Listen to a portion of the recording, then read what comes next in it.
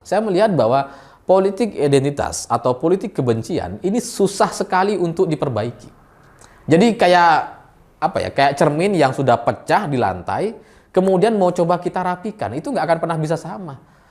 Mungkin akan tetap bisa melihat wajah kita gitu ya, akan tetap bisa melihat badan kita.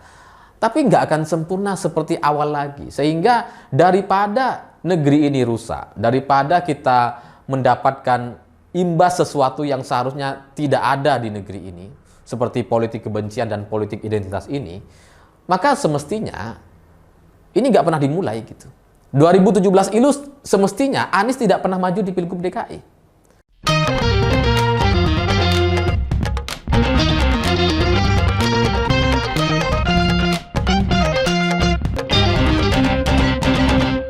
Selamat malam semuanya. Hari ini ada satu foto yang cukup menarik perhatian saya, yakni foto karangan bunga ucapan duka cita dari Ahok untuk almarhum Lius Sungkarisma. Bagi saya ini adalah sebuah contoh, sebuah pelajaran bagi kita semua bahwa seberbeda apapun kita dalam urusan politik, pada akhirnya kita harus sama dalam urusan kemanusiaan. Dan apa yang dilakukan oleh Ahok dengan dia mengirimkan papan karangan bunga ucapan duka cita, dia seperti ingin menunjukkan kepada kita semua bahwa dia nggak ada masalah dengan Lius. Secara kemanusiaan dia sama gitu. Sama-sama akan meninggal dunia. Bahwa sebelumnya pernah berbeda pendapat, berbeda pilihan politik dan sebagainya, itu sudah selesai gitu.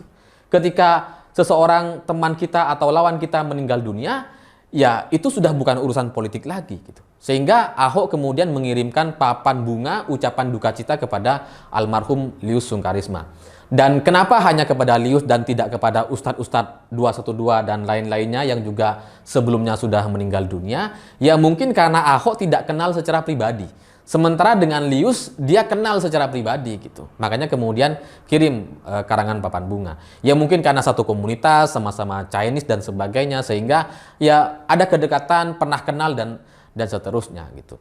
Jadi kalau ada yang bertanya kenapa Ahok cuma kirim kepada Lius dan tidak kepada Ustadz Zulkarnain atau Maher dan sebagainya yang juga sudah almarhum sebelumnya, ya ini soal urusan pribadi aja gitu.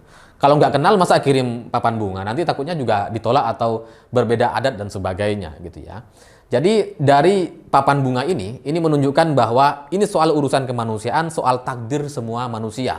Pada akhirnya semua manusia itu akan meninggal dunia dan Ahok menyadari itu gitu. Makanya kemudian dia kirim papan bunga itu. Nah, tapi para pendukungnya, relawan-relawan Ahok tahun 2017 lalu sampai sekarang itu masih terus mengait-ngaitkan kematian atau meninggalnya seseorang, orang yang berbeda pandangan, orang yang berbeda pemahaman atau pernah menyerang Ahok di tahun 2017 lalu. Itu kalau ada yang meninggal selalu dikaitkan dengan sumpah Ahok yang satu persatu akan dipermalukan. Padahal kematian itu tidak pernah memalukan. Kematian itu adalah takdir semua manusia. Semua kita gitu. Saya dan kalian semua juga punya takdir yang sama, meninggal pada akhirnya. Nah yang namanya takdir Tuhan, itu nggak pernah memalukan gitu. Ya sama lah seperti kaya dan miskin, itu kan juga bagian dari takdir Tuhan. Meskipun ada proses, usaha, ikhtiar yang sudah dilakukan setiap manusia dan kemudian hasilnya berbeda-beda. Tapi kalau kemudian takdirnya kalah, gagal, atau miskin dan sebagainya, ya itu takdir Tuhan sudah gitu. Itu tidak pernah memalukan. Yang penting manusia itu sudah berusaha, sudah bekerja sebagai manusia, ya sudah selesai. Urusan takdir kan urusan sesuatu yang tidak bisa kita intervensi. Itu lebih atas, lebih tinggi dari prerogatif presiden. Gitu ya. Kalau presiden masih bisa lah diusulkan untuk ganti menteri gitu. Tapi kalau takdir Tuhan ini susah gitu. Kita mau berdoa bagaimanapun kalau takdirnya sudah berbeda, lain dengan apa yang kita doakan, ya itulah yang harus kita terima gitu. Jadi kalau hari ini ada banyak relawan-relawan Ahok tahun 2017 lalu sampai sekarang masih meyakini ketika ada orang meninggal dunia dari kelompok 212 atau orang-orang yang berbeda dengan Ahok dulu sampai sekarang, dan kemudian dikaitkan seolah meninggalnya ini adalah bagian dari sumpah Ahok yang satu persatu itu akan dipermalukan gitu ya. Ini kan mereka-mereka ini saya lihat jadi sama aja kayak kelompok para pendukung Rizik gitu. Cuma beda versi aja. Kalau soal ekstrimnya, radikalnya sama aja ternyata gitu. Ya karena mereka menganggap bahwa sumpah Ahok itu udah kayak sabda Nabi atau firman Tuhan gitu. Yang kemudian mampu untuk direalisasikan di kehidupan nyata gitu ya. Dan kemudian semua orang yang terdampak, meninggal atau sakit, itu dianggap bagian dari sumpah Ahok. Padahal Ahok ini manusia biasa. Ahok ini manusia yang punya masalah sama seperti kita semua gitu. Jadi dia bukan nabi, bahwa dia pernah dizolimi, iya. Tapi itu sumpah orang yang dizolimi. Itu bukan sabda Nabi dan bukan firman Tuhan gitu. Kalau mau contoh ya lihat aja Ahok gitu. Ahok juga punya masalah keluarga, misalkan dia bercerai dengan istrinya, kemudian nikah dengan orang baru, dengan perempuan yang baru gitu ya. Itu kan bagian dari masalah yang menunjukkan bahwa Ahok punya masalah juga gitu. Manusia biasa. Jadi aneh juga kalau saya ngelihat para pendukung Ahok itu kayaknya selalu mempermasalahkan atau mempertanyakan Ustadz Abdul Somad yang menikah dengan perempuan yang lebih muda. Tapi di sisi lain, mereka membanggakan atau nggak masalah dengan Ahok yang menikah dengan perempuan yang lebih muda. Ini kan nggak konsisten gitu. Sehingga kebencian-kebencian yang coba ditampilkan atau ditunjukkan oleh para pendukung Ahok atau relawan Ahok, ini kayaknya udah kebencian yang levelnya udah manusia gitu. Bencinya tuh udah benci kepada manusianya. Bukan benci kepada sikap, perbuatan, atau apa yang dilakukan oleh manusia itu. Ya karena kalau kita benci dengan manusianya, gitu ya, ini beda dengan kita benci dengan sikap atau apa yang dia lakukan. Kalau saya misalkan berkali-kali saya bikin konten menertawakan Anies Baswedan misalkan, saya nggak benci dengan Anies sebagai manusianya. Dia manusia ciptaan Tuhan. Yang saya benci adalah apa yang dia lakukan, kelicikan, kebohongan, dan kemunafikannya gitu. Sama juga saya dengan Lius Sunggarisma almarhum gitu ya. Beberapa kali saya juga pernah menertawakan karena Lius sempat membela Roy Suryo misalkan. Tapi saya nggak benci sama manusianya gitu. Saya benci sama sifat, tindakan, atau ucapan yang dia sampaikan. Nah tapi para pendukung Ahok yang menganggap bahwa semua orang meninggal itu karena sumpah Ahok, itu kan jadi sama seperti para pendukung Rizik, penyembah baliho yang menganggap bahwa semua orang yang meninggal itu kena mubahalah Rizik. Sama aja. Cuma beda versi gitu. Satunya kadrun, satunya cebdrun. Sama. Jadi dendam dan kebencian di hati banyak orang hari ini atas peristiwa politik identitas tahun 2017 lalu. Itu ternyata melekat secara permanen dan mungkin susah untuk dilepas atau dihilangkan pada akhirnya gitu ya. Ya karena 2017 itu kan sudah 5 tahun yang lalu, ini sudah tahun 2023. Dan itu terbukti masalah-masalah kebencian atau dendam ini nggak selesai gitu. Meskipun di sisi lain, saya coba memaklumi gitu ya. Memaklumi kenapa para pendukung Ahok itu susah untuk melupakan atau susah untuk tidak benci kepada orang-orang yang dulu anti dengan Ahok, yang dulu sangat menghina atau menyerang Ahok. Saya coba memaklumi gitu, karena apa yang dialami oleh Ahok pada tahun 2017 itu memang luar biasa. Rasanya di negeri ini selain Bung Karno gitu ya, kayaknya cuma Ahok nih yang diperlakukan sedemikian buruknya oleh banyak orang di Indonesia. Kalau dulu Bung Karno kan lawannya sama Soeharto, kalau Ahok ini lawannya sama ormas, sama politisi gitu ya, sama konsultan politik yang memainkan narasi-narasi ayat dan mayat gitu ya. Itu luar biasa hinanya gitu. Padahal apa yang dilakukan oleh Ahok di Jakarta itu luar biasa. Dia sudah meninggalkan banyak jejak sejarah pembangunan. Tapi kemudian setelah hampir selesai dan dia ingin maju lagi sebagai calon gubernur, dia diperlakukan dengan sangat-sangat hina. Sampai kemudian kalau kita masih mau ingat gitu ya, saya ulangi lagi. Kalau kita ingat di tahun 2017 ada banyak sekali demonstrasi yang gantung Ahok di sini, kemudian ada teriak bunuh-bunuh Ahok dan sebagainya, dan bahkan itu disampaikan sama anak-anak kecil. Ini luar biasa. Kebencian atau dendam di hati banyak orang di tahun 2017 itu dipertontonkan dengan sedemikian terbukanya gitu. Itu ada di ruang publik di ibu kota negara Indonesia, dan kita negara atau siapapun, pemerintah, kepolisian, TNI, gak mampu untuk menangani atau menghentikan ucapan-ucapan kebencian itu. Itu terus berlangsung dalam berkali-kali gitu, dalam berhari-hari. dengan demo yang berjilid-jilid gitu. Sehingga dengan pertunjukan itu, dengan ucapan kebencian di hadapan publik dan di muka umum selama berhari-hari itu gitu ya. Maka maklum juga kalau kemudian dendam dan rasa sakit hatinya itu di kalangan pendukung Ahok itu melekat sampai sekarang dan itu belum selesai bagi sebagian orang gitu. Karena memang dulu ya dibiarkan begitu saja, nggak dibiarkan sih. Mungkin pemerintah, Polri, TNI tidak mampu untuk menangani massa yang sebesar itu waktu itu. Sehingga ucapan-ucapan kebencian itu tidak pernah direspon atau diproses secara hukum. Jadi ya begitu aja gitu. Sehingga ya kalau sekarang para pendukung Ahok itu benci sekali kepada semua orang yang anti dengan Ahok dulu, ya karena negara ini waktu itu tidak melakukan apa-apa, tidak memprosesnya secara hukum dan tidak selesai gitu. Ya sesuatu yang tidak selesai maka selamanya ini nggak akan selesai gitu. Ya meskipun mungkin bagi Ahok pribadi, dia secara pribadi sudah memaafkan. Mungkin bagi Ahok, dia sudah memaafkan Lius dan semua orang yang sudah pernah menghina atau menyerang dia di tahun 2017 lalu. Tapi relawan nggak bisa gitu. Relawan punya pemikiran yang berbeda dan ini jumlahnya agak banyak gitu. Jumlah pendukung Ahok itu kan agak banyak. Sehingga bagi saya dari kejadian ini, karena ini sudah tahun 2023 dan ini adalah tahun politik gitu ya.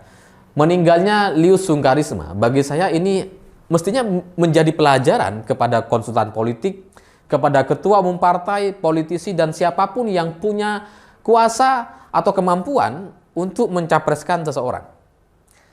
Karena mereka harus ngelihat gitu bahwa ternyata masalah politik identitas tahun 2017 sampai sekarang nggak selesai. Orang tetap membenci sesama manusianya gitu. Udah bukan lagi soal tindakan atau sikapnya.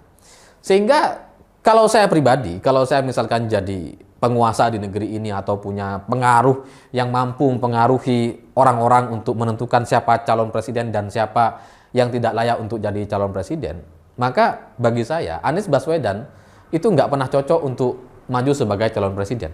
Dia nggak cocok karena memang nggak bisa kerja, di Jakarta terbukti cuma sumurisasi, dan dia juga nggak cocok untuk maju di Pilpres 2024. Karena apa yang dia lakukan di tahun 2017 sampai sekarang belum selesai. Kalau dia maju lagi di tahun 2024, ini mau sampai kapan negeri ini membendam api rasa benci antar sesama manusia? Mau sampai kapan gitu? Politik identitas yang dilakukan oleh Anies di tahun 2017 sama sekali nggak akan pernah bisa dihapus oleh Nasdem gitu. Meskipun Nasdem partai nasionalis, demokratis dan sebagainya, tetap aja apa yang dilakukan oleh Anies tahun 2017 itu selamanya akan seperti itu. Itu nggak bisa dihapus gitu. Dan yang bisa saya pelajari dari peristiwa meninggalnya Lius Sungkarisma, saya melihat bahwa politik identitas atau politik kebencian ini susah sekali untuk diperbaiki. Jadi kayak apa ya? Kayak cermin yang sudah pecah di lantai, kemudian mau coba kita rapikan, itu nggak akan pernah bisa sama. Mungkin akan tetap bisa melihat wajah kita gitu ya, akan tetap bisa melihat badan kita. Tapi nggak akan sempurna seperti awal lagi. Sehingga daripada negeri ini rusak, daripada kita mendapatkan imbas sesuatu yang seharusnya tidak ada di negeri ini, seperti politik kebencian dan politik identitas ini, maka semestinya ini nggak pernah dimulai gitu. 2017 itu semestinya Anies tidak pernah maju di Pilgub DKI. Karena dengan dia maju, sampai sekarang orang tetap benci gitu. Ya, kalau saya juga benci, tapi nggak benci sama Aniesnya sekali lagi. Saya benci dengan apa yang dia lakukan, kebohongan, kemunafikan, dan kelicikan-kelicikannya. Tapi sebagian orang benci dengan manusianya, benci dengan orangnya gitu. Sehingga ya di tahun 2024, semestinya kita tidak memulai sesuatu yang seharusnya tidak dimulai. Karena kalau kita tetap memaksakan Anies, ada orang tetap memaksakan Anies maju di Pilpres 2024, maka masalah politik identitas ini akan terus berlanjut. Omong kosong lah kalau kemudian ada yang bilang bahwa kita nggak mau Anies ini dikemas sebagai bermain dan dengan politik strategi, politik sara dan sebagainya. Omong kosong lah. Ketika kampanye terjadi, ketika dalam proses Pilpres jelang hari H pencoblosan, kampanye-kampanye politik identitas itu akan terjadi lagi. Karena faktanya, meskipun Anies sudah maju lewat Nasdem gitu ya, dia tetap aja tuh tetap konsultasi, tetap ketemu sama si Rizik gitu. Jadi gimana ceritanya kita bisa menjamin tahun 2024 kita bebas dari politik identitas? Gitu. Kita terbebas dari politik kebencian yang kayak gini gitu. Sehingga ya sekali lagi solusinya 2024 nggak boleh ada Anies Baswedan untuk alasan dua tadi. Dia nggak bisa kerja dan dia menimbulkan politik kebencian dan politik identitas dalam jangka waktu yang sangat lama. Sementara hari ini saya melihat bahwa polanya jelang tahun 2024 itu agak-agak sama seperti tahun 2017. Semua orang seperti ingin mengepung PDI Perjuangan dan Ibu Megawati. Polanya sama gitu. Ada lembaga survei yang bilang bahwa Ganjar kalau maju dia bisa menang dalam satu putaran gitu ya. Dan itu sama seperti Ahok dulu ketika calon gubernur DKI. Bahwa Ahok ini bisa menang satu putaran, sama gitu. Alur-alurnya juga sama, relawan juga sudah langsung deklarasi, hura-hura di mana-mana, aksi-aksi di mana-mana gitu ya. Nyebar bantuan, ya aksi pengajian, macam-macam lah relawan itu sangat atraktif sekali. Padahal Ganjarnya belum dicalonkan, persis lagi. Persis seperti Ahok tahun 2017 sebelum dicalonkan oleh PDI Perjuangan. Relawannya ya kayak sekarang relawan Ganjar gitu. Polanya sama, dan saya melihat ini adalah upaya untuk menghentikan kemenangan PDI Perjuangan gitu. Untuk menghentikan keberlanjutan kepemimpinan dari kader-kader PDI Perjuangan. Ya karena kalau PDI Perjuangan menang lagi terus kemudian presidennya dari PDI Perjuangan lagi gitu ya. Orang-orang tuh ngerasa ini nggak fair gitu. Ini nggak ada pergantian kepemimpinan seolah-olah gitu. Maka banyak partai, ya mungkin juga partai-partai yang sudah masuk koalisi dan sebagainya itu pemikirannya juga sama gitu. Mereka ingin menghentikan laju kemenangan PDI Perjuangan dan itu hanya bisa dilakukan dengan Anies Baswedan gitu. Yang punya elektabilitas tinggi, yang punya kemampuan mengolah kata dan menyulap peristiwa yang buruk menjadi positif. Itu kan cuma bisa dilakukan sama Anies. Sehingga kalau 2024 misalkan, ini na'udzubillahi min dzalik gitu ya, semoga tidak terjadi.